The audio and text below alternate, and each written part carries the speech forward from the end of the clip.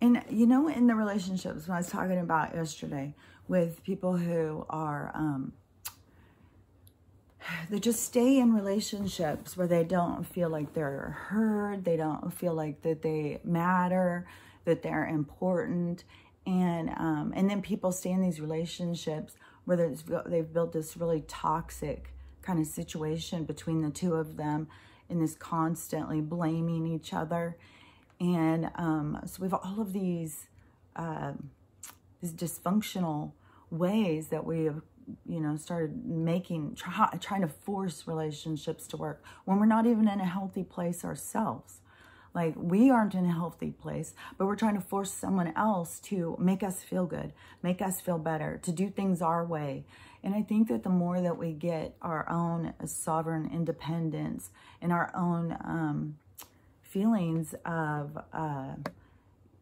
you know, that you are important to yourself, the more that the stuff that others do just doesn't matter so much.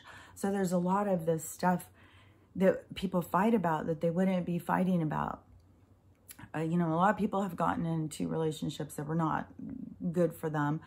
Well, they're good for them in the way of learning lessons to learn about yourself, because that's what a relationship is always showing you, is yourself. But a lot of people don't want to see themselves. They only want to see that that person is doing this, that person's doing that. And so they're so focused on that, they don't see themselves. It's just a projection all the time, because they have to see what they need to see, but they're only going to see that what you're doing as a reflection of what they need you to be. So if they need you to be the bad guy, that's all they're going to see. Believe me, that will be all they can see. They will not be able to see your real self. They can only see what it is that they assume you to be. And so if you have gotten together with somebody, and people have been together for a long, long time in these relationships, a very long time, and are miserable, just miserable in their life, feel like there's, you know, what is the point of life? And feel misunderstood.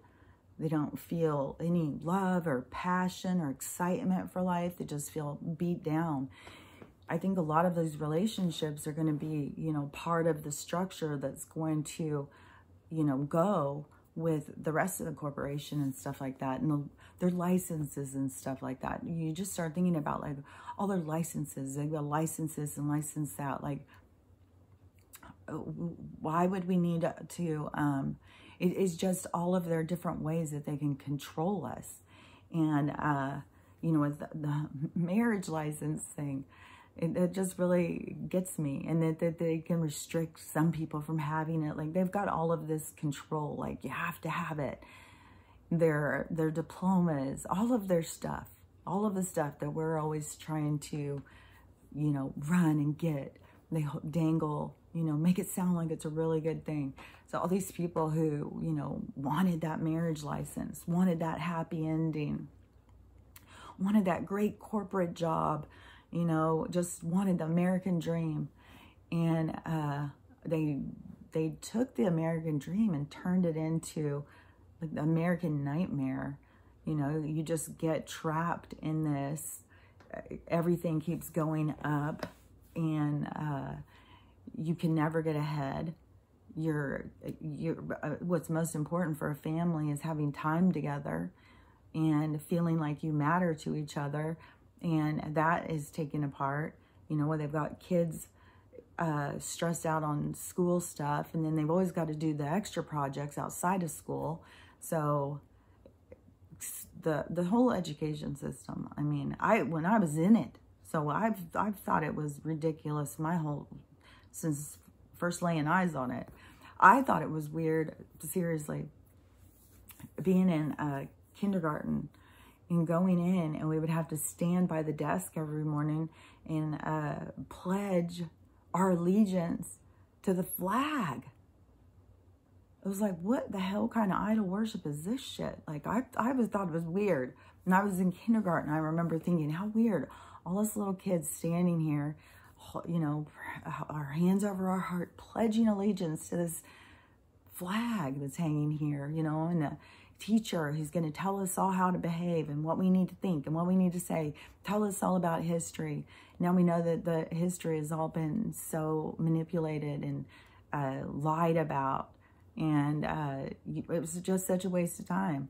I even said before how many, I am not shitting you, the time that we had to spend to learn cursive. And now they don't even want the kids to do it at all. Like, the stuff is so ridiculous. And I can't, if I was a parent now, I mean, but I'm much older. I mean, these people are younger.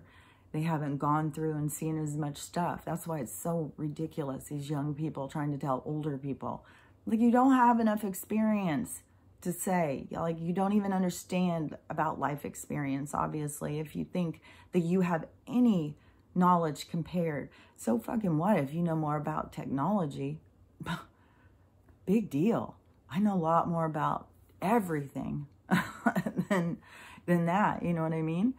Like, I was thinking about, because I had said before, when I was younger and I was doing the little old lady's hair, when I was in hair school, the little old ladies would come and get their hair done, you know, and you'd sit there for hours doing their hair. You'd curl it, and then you fix it, and then you style it. Sometimes you color it.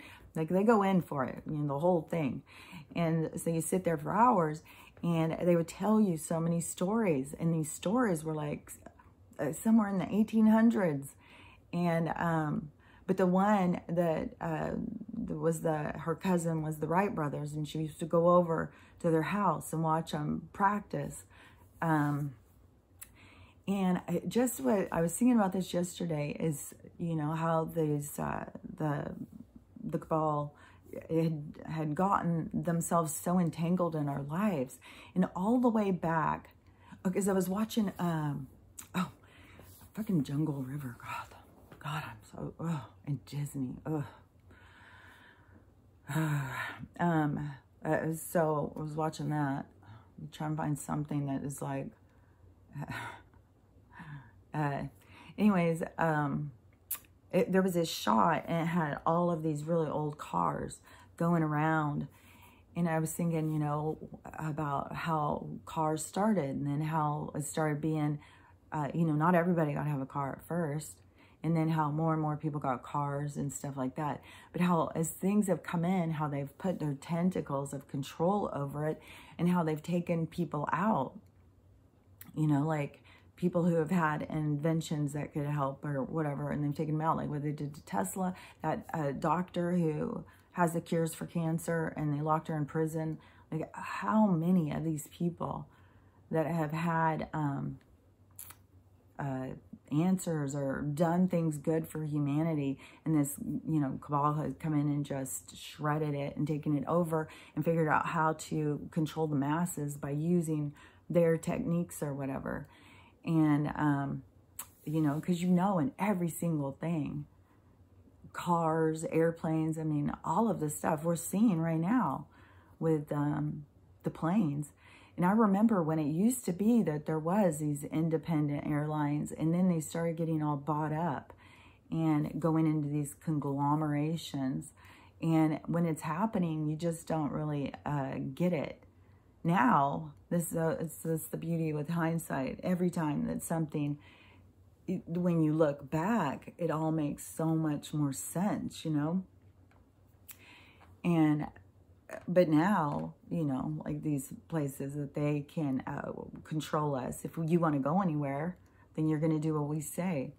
And they're a part of the system. But that's what they've done through every single thing since the beginning of time, is to anything that somebody would do, they go in and either undermine it, undercut it, take them down, or whatever they've got to do to get in there and control it. And every single thing has been so controlled in our environment through our whole lives. And the people right now, that they're just so caught up, they don't even know about life outside of what they're told. It's like that their whole existence, their whole reality is what they're told. And you know, this whole thing of the Great Awakening and stuff, and fracturing those little things little by little, it's a very slow process, man. Really slow process. But in relationships and stuff, it's gonna definitely be, you know, it's gonna have to really take a look at yourself. And we've got to get out, move out of this victim mentality. This is so self-destructive. This blaming others for your pain, expecting others to fix things for you. And that just is completely out of touch with yourself. And, you know, it is a ridiculous expectation to think that someone else is going to make you feel better. There is nobody out there. There's no, you know, savior that's coming to make you feel better. It's all about your own self. It's about you gaining control, mastery over self. It's this awakening to your consciousness and your abilities and the control over those abilities. It's learning to live life in a whole nother arena. And, you know, I have said before about being able to be in two places at once. And I was thinking today, it almost feels more like being in two places at once, being here.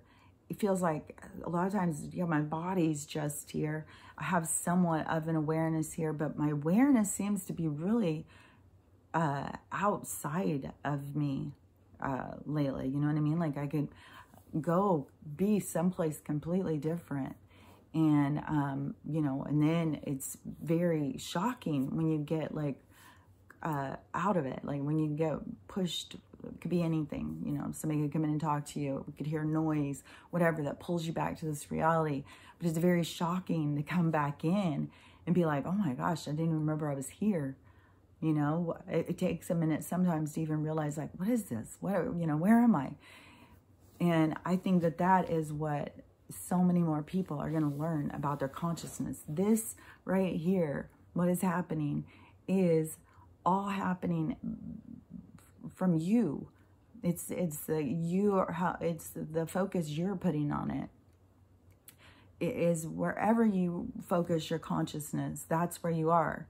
And when you're focused on this right here in the here and now of this three-dimensional experience, this is very real. But the whole thing is yeah, to just realize that it is, there's more to it. This isn't all there is. There is more, and you have abilities to not be in your body all the time. And it doesn't have to be even like astral travel. It's an awareness. It's where you are focused. That is what is really real at the time.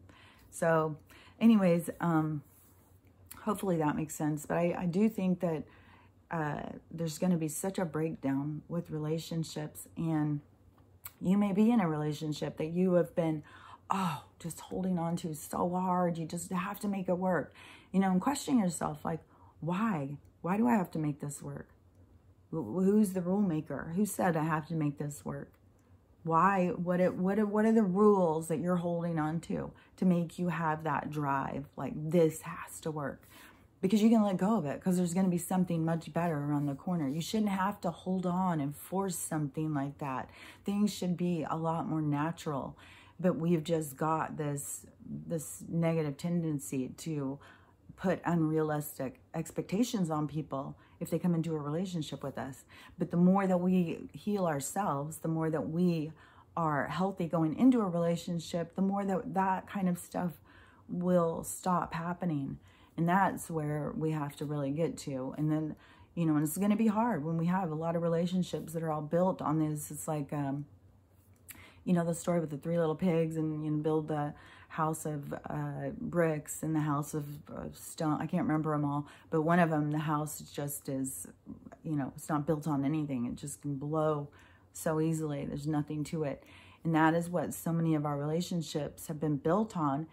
And that is what has left people feeling so isolated and alone and lonely and sad. And, you know, you can fix all those things. That's what's so beautiful, is fixing all those things. And you have control over it. You have control over all of that. Not you know, yeah, people are going to disappoint you every day. But you are only as disappointed as the energy you give it, you know? And somebody shouldn't be throwing all their feelings over on somebody else so that their feelings can be hurt. Like, don't be just like, here, take all of my feelings, you know, like, don't put so much of yourself. Like, this is where I'm talking about with the language. Like, there could be 100 different people who would hear me saying this, and then some people would get it the way I'm saying it. Some people are going to hear it completely different. And some people are going to break down the words and hear it like the way that is said. Like, it's completely different. But, you know, there's many ways to be able to take something. And it all depends on your level of understanding.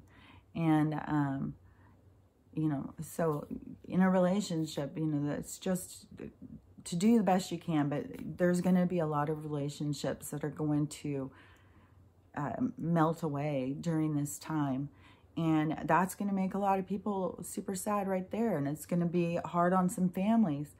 But, you know, even if a family breaks up, just remember, if each partner can heal themselves and get themselves in a good place where they don't have resentment and hatred towards each other, you can still raise a family. You don't have to even live in the same house. You can still be very good with your co-parenting. You can go on vacations together. Like, your whole attitude will change towards the other people when you heal yourself.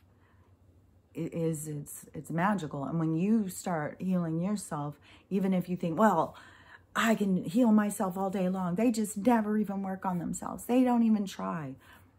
It doesn't matter. It doesn't matter what anybody else does. Do it for yourself, because it's going to change how you feel about yourself. It's going to change how you feel about them. It's going to change about how you feel about just living your life. You're doing it for you. You're not doing it anything to do with them. Other people will have to bring themselves up to meet you, because you will bring yourself up out of this pit of despair and sadness and weakness and victimization. You bring yourself up out of there. You heal yourself, and other people around you will raise to your standard. You won't put up with things that you used to put up with. So it's a beautiful experience, but you have to just, you know, trust yourself. Trust your own inner voice. Trust your own inner instinct. And, you know, life can turn into a beautiful experience. So, okay, I'm going to go. Talk to you later. Bye.